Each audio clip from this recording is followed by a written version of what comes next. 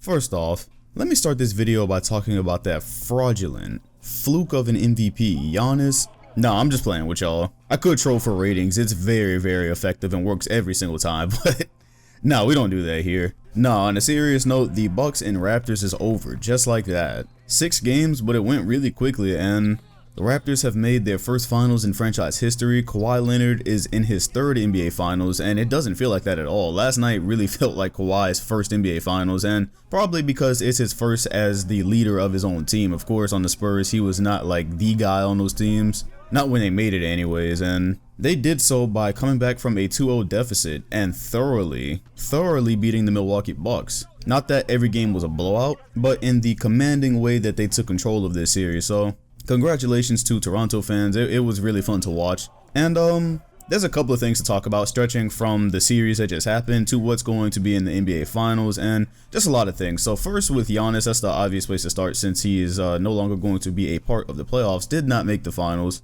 They were the best team in the NBA the whole season, won 60 games, and yeah, this would probably qualify as an upset. Thing is, Giannis is 24 years old, and cutting him down is absolutely pointless because for anybody who actually watched the games, it's very clear what happened there. Giannis just is not ready. He's going to be the MVP. They're still going to give him the MVP trophy. It's so stupid that that happens way after the season, and he's going to have to accept it after having not made the finals and falling short of expectations. That whole thing, that's a different conversation. But if you scroll a little bit down my Twitter page, because it's a video I retweeted yesterday, it was Bob Myers, the I believe GM for the Warriors. He has a high ranking spot there, and he did like a panel with Paul Pierce and some other guys, and it was very, very interesting because those are some it's always cool to hear basketball minds. And he was basically saying how nothing else but the playoffs matter when evaluating players, because during the regular season players just aren't working on the same depth of information as they're working off of in a playoff series.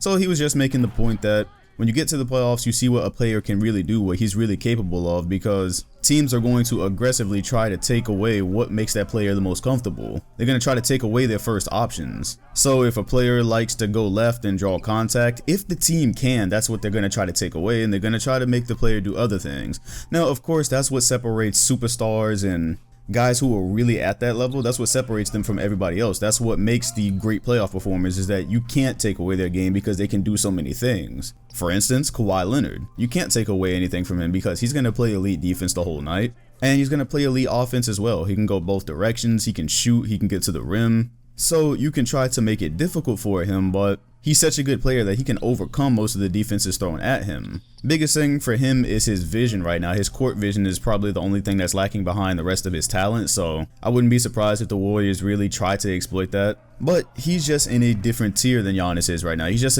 a better player than Giannis is right now, because Giannis has to add a lot to his game. And an experience like this, where he was basically being handed the keys to the Eastern Conference, especially once they were up 2-0 and they had blown out Toronto. And what really to me tipped it in their favor was, or tipped public opinion in their favor, was Kawhi Leonard being injured. Once I saw him limping like twice, coming up limping, I'm like, I don't see how he's going to be able to continue to carry this Raptors offense or produce at the level that he has. But that's just that Kawhi is just one of the great ones. I talked about how he's playing injured yesterday and you're not hearing a word about it. He's just going out and doing his thing. He's truly one of the great ones right now. And I'm going to get to that, but Giannis just fell into exactly what Bob Myers said yesterday. The Raptors defense, it was just beautiful. They had a very solid plan for Giannis and they stuck to it the entire series. It was kind of like what the Celtics did in game 1, and then it just didn't work for the rest of the series. Giannis started getting to the rim very easily at some points. It's like they kind of forgot some of their principles. It also didn't help, of course, that the Bucks didn't shoot well in this series because, of course, when you do build that wall on Giannis, it is up to the rest of the team to make shots, and that wasn't always happening. But this loss is going to be a great thing for Giannis, going back to what I started this thought as, because now he's going to get in the gym. He's already proved that he's got that kind of great mindset to even be as good as he is now. He's going to look at where his weaknesses was, and it was very clear. His weakness is creating. If he can't take the ball and go downhill and force himself into the paint, things get very difficult for him and it gets very difficult for the team. He's got to add something like a mid-range game, a post game. He's got to add something because right now his game, it relies way too heavily on being able to just spin inside and dominate the paint in a way that we hadn't seen since Shaquille O'Neal. That was cool for Shaq because he was 7 feet tall and he was like 300 plus pounds, so he could be camped in the paint all day. Giannis don't have that same advantage, and especially playing in this era of basketball where he handles the ball a lot, he's just going to have to get better because teams are going to continue to do this in the future, try to show him a wall.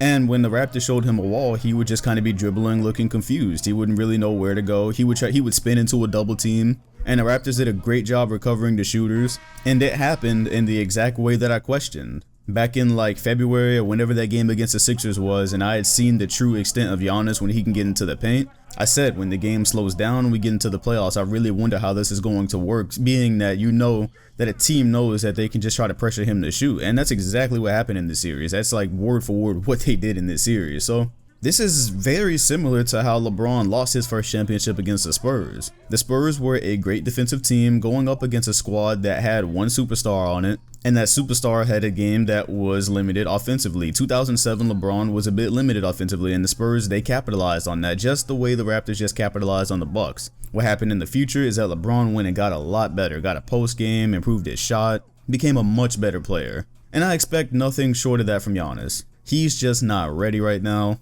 This is the player he is, and he ran into the player that was ready. It's Kawhi Leonard. Yes, I don't even know why this came into question when I tweeted it last night saying that this is one of the greatest runs I've seen from a player, and it is. Let me just go ahead and explain it to you. The Magic series, there wasn't a whole lot going on there. It was a quick 5-game series. It was the Magic. There wasn't a big roadblock there. That's where the challenge started. The big four in the East. We knew that second round was going to be heavy, and Toronto had to play the two other best teams aside from themselves, the Sixers and then the Bucks. Against the Sixers, Kawhi Leonard boasted a 36% usage rating, that is 10 points higher than anybody else on the team. He averaged 35 points, 10 rebounds, a steal, 4 assists, shot 53%, so he was doing this efficiently. He was being leaned on this heavily and did it efficiently, and then shot 33% from the three-point line, and then had the game winner, the only walk-off playoff buzzer beater in NBA history. That is a series where the Raptors had actually gone down 2-1 and could have easily gone down 3-1, which is that was game 4 in Philly, and it was a very tight game. He put up 39 in that game.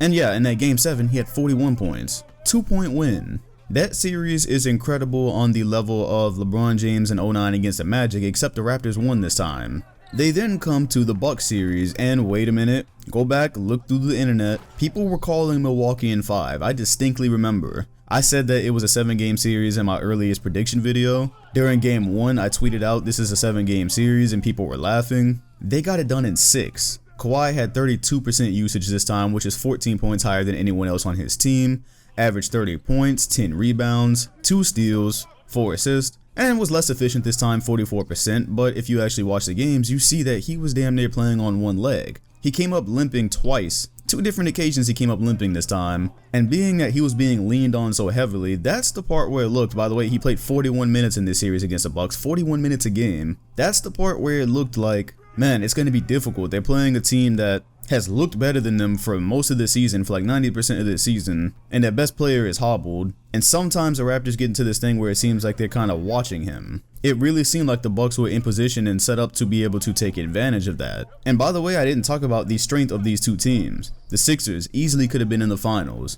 Had 4 star level players, didn't say superstar, all-star, star level players. And then the Bucks with the MVP, they were touting a historical point differential this season in the Eastern Conference, one of those that was up there with the Bulls. As a matter of fact, one of the records that the Bucks had, they're now the only team with that record to not win the NBA championship. Up until they saw the Raptors, they had been the best team in basketball this season. They played the best basketball. So those are the heads that are now sitting on Kawhi's fireplace after this run so far. He has easily done himself justice in this playoff series because to me it's taking him to another level. We knew Kawhi was good, we knew the Raptors were going to be better with him, but this playoff run to me elevated him another tier up. And by the way, the highlight last night, the part when you knew the game was over, I actually lost my voice from yelling at it. Looking back at it, it was kind of a basic dunk, but it was the moment that we were in. It was a tight game, Toronto looking to go to their first ever finals. Kawhi picked out Giannis from the crowd on that fast break. Kyle Lowry did a good job dropping him back into the paint and then feeding Kawhi that pass, but when he dunked on Giannis,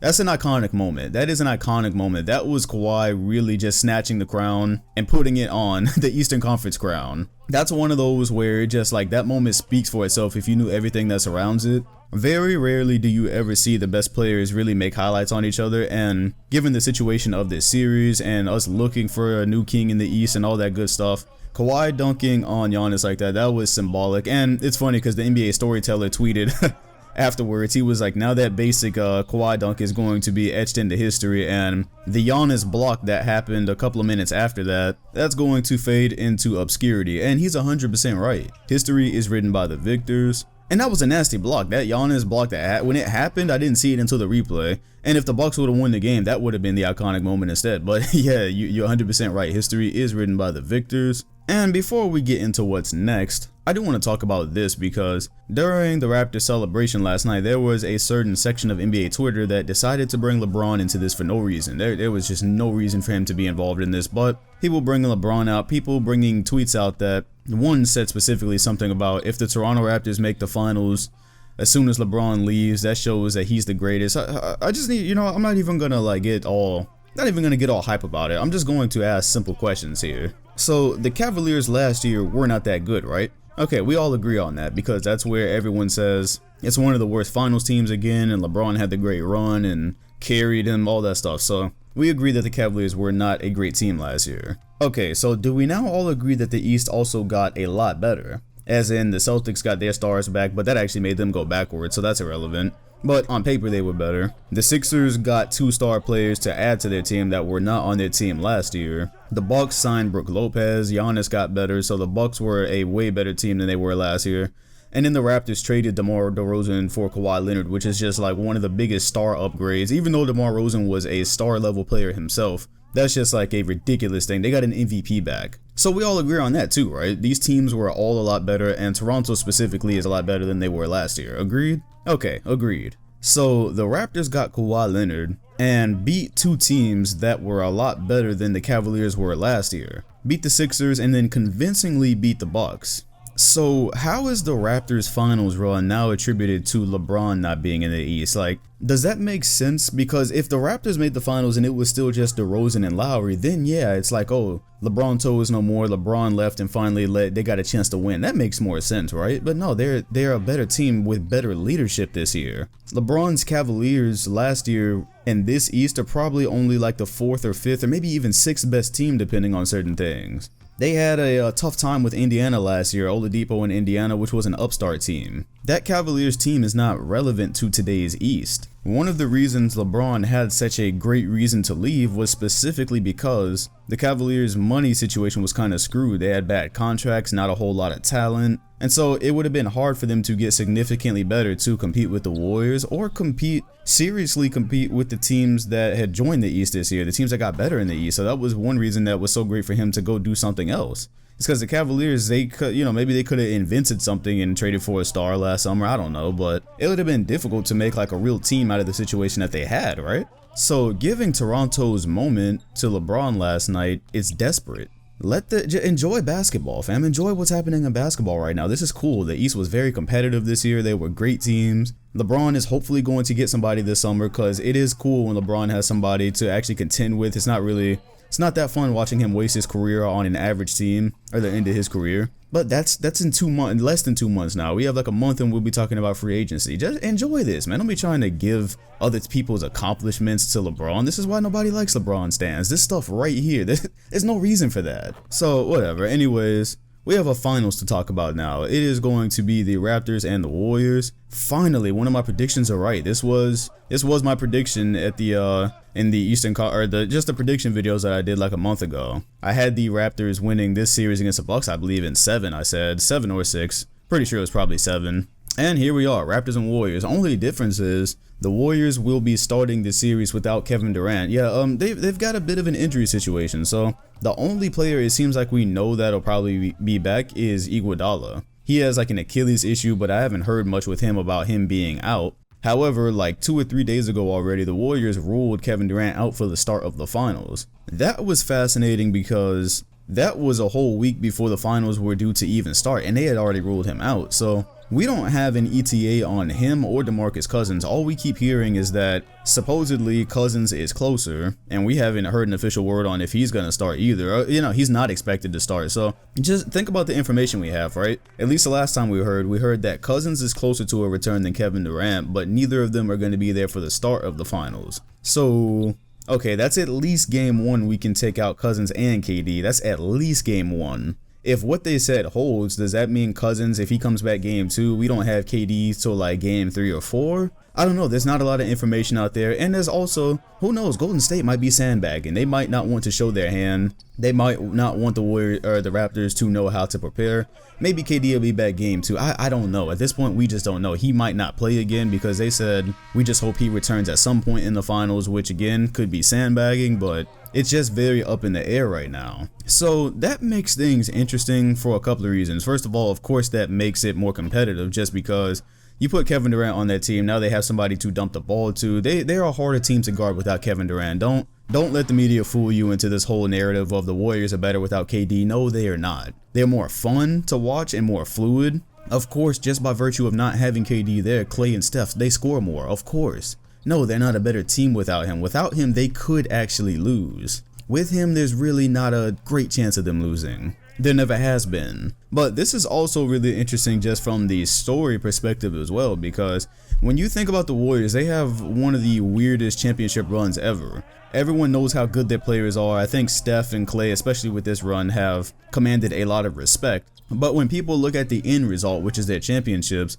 most of them don't have the same respect as other rings, because people look back at 2015 and they say, well, that happened because Kevin Love and Kyrie were out, and you still struggled to beat that Cavaliers team. So they put a mark on that title. They lost in 16. Then the story, this is Richard Jefferson's words, is that they went and got Big Brother instead of running it back. Everyone calls that the weakest move in NBA history. So 17 and 18, both people look at those titles as not that valuable because they say they played great basketball and this, that, and the other. But at the end of the day, it's an all-star team showing up to the finals every year, and it's not very fun. For those reasons, I believe Golden State is highly motivated, like this is their first title. I really do, because I always said, it was always my personal belief, if you go back and watch the 2015 title celebration, I always felt like it was missing just a little bit of flair, because it's almost like it felt like they knew that they were going to be there anyways once Kyrie went down. It felt like they didn't really feel like they were challenged as much. So I think Golden State sees this as a chance to totally validate themselves, because people have had something to say about every title that they've won.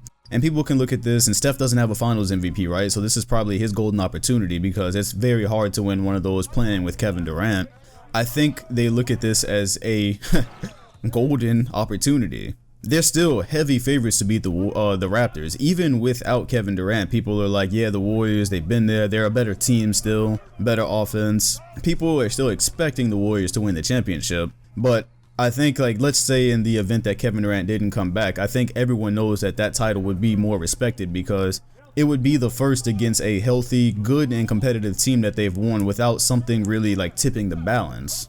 With that being said, I feel the same way about this series as I did coming into the Bucks, where since Kevin Durant is not playing, I don't fully think I understand why people are just kind of writing the Raptors off immediately. Like, with the information we have right now at this moment, there's still it's still a really popular thing where people are like, yeah, the Raptors did all this just to get swept. They're gonna show up and, you know, Warriors in 5 still. And if anything, the Raptors have showed that these are not just scrub teams that they just beat. These are good teams that they had to overcome to get to the NBA Finals. This wasn't just a cakewalk. And Kawhi Leonard continues to rise to the challenge. If they get into a series and Kevin Durant is not on the floor, Kawhi Leonard has a real chance to be the best player in that series. That increases his chances to be the best player on the floor in that series. The Raptors have matched up well with the Warriors for years, but this season they beat them, they actually beat them in Golden State without Kawhi Leonard, which again, regular season results, just like Bob Myers said, you can't read too much into, but you can at least look at how the teams match up, and the Raptors have historically matched up well with the Golden State Warriors.